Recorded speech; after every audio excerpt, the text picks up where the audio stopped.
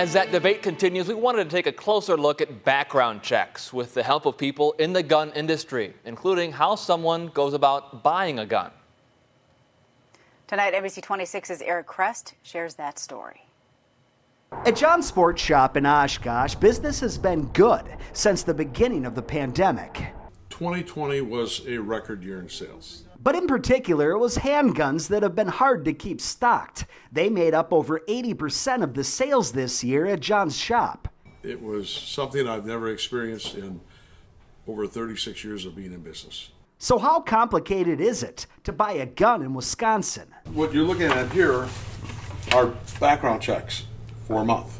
Nearly 500 people filled out one of these forms for a gun at John's Sports Shop this month, making sure they don't fall into the wrong hands. Any of that information that may prohibit you from transacting the firearm.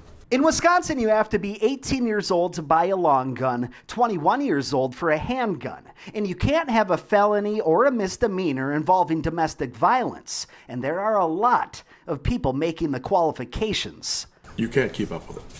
They outbuy what you're able to buy.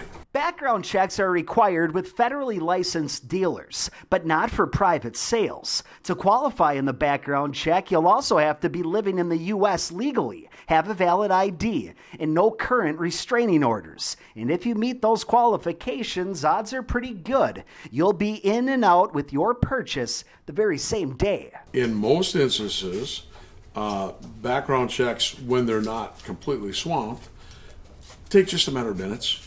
In Oshkosh, Eric Krest, NBC 26. Eric, thank you. In 2019, the FBI processed about 436,000 background checks for gun sales in Wisconsin. And in 2020, a record-breaking year, they processed nearly 732,000.